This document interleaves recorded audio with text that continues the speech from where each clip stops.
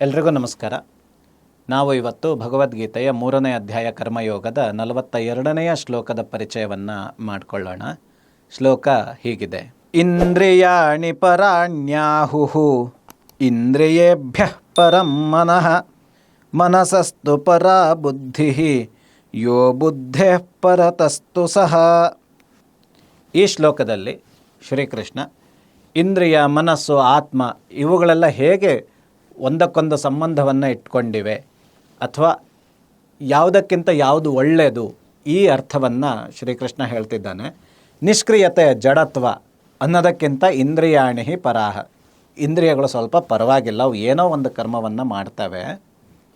ಆದರೆ ಈ ಇಂದ್ರಿಯಗಳಿಗಿಂತ ಮನಸ್ಸು ಮೇಲು, ಮನಸ್ಸಿಗಿಂತ ಮಿಗಿಲಾದದ್ದು ಯಾವುದು? ಬುದ್ಧಿ. ಇವೆಲ್ಲಕ್ಕಿಂತ ಮೇಲು ಯಾವುದು? ಆತ್ಮ ಅಥವಾ ಜ್ಞಾನ. ಈ ರೀತಿ ಇಂದ್ರಿಯಾಣಿ, ಮನೋಬುದ್ಧಿ, ಈ 3 ಜಾಗಗಳಲ್ಲಿ ಕಾಮವು ನೆಲೆಯನ್ನು ಪಡ್ಕೊಂಡಿದೆ ಅಂತ ಶ್ರೀಕೃಷ್ಣ ಹೇಳಿದ್ದನ್ನು ನಾವು ಮುಂಚೆ ಗಮನಿಸಿದ್ವಿ. ಇಲ್ಲಿ ಆತ ಹೇಳ್ತಾನೆ, ಏನೂ ಮಾಡದೇ ಇರೋದಕ್ಕಿಂತ, ಕರ್ಮ ಮಾಡದೇ ಇರೋದಕ್ಕಿಂತ, ಆ ಜಡತ್ವಕ್ಕಿಂತ ಇಂದ್ರಿಯಗಳು ಸ್ವಲ್ಪ ಪರವಾಗಿಲ್ಲ, ಅವು ಏನೋ ಒಂದು ನಿನ್ನನ್ನು ಕರ್ಮದಲ್ಲೇ ತೊಡಗಿಸ್ಕೊಳ್ತವೆ. ಸಾಧ್ಯವಾದಷ್ಟು ಅದು ಅಸೂಯೆ ಇಲ್ಲದೆ ಇರೋ ಕರ್ಮವಾಗಿರಬೇಕು, ಫಲಾಪೇಕ್ಷೆ ಇಲ್ಲದ ಕರ್ಮವಾಗಿರಬೇಕು, ನಿರ್ಮಮ ಆಗಿರಬೇಕು. ಇದನ್ನೆಲ್ಲ ಶ್ರೀಕೃಷ್ಣ ಹೇಳಿದ್ದಾನೆ. ಈ ರೀತಿಯ ಕರ್ಮಗಳಿಗೆ ತೊಡಗಿಸ್ಕೊಳ್ಳೋ ಇಂದ್ರಿಯಗಳು ಸ್ವಲ್ಪ ಮಟ್ಟಿಗೆ ಪರವಾಗಿಲ್ಲ.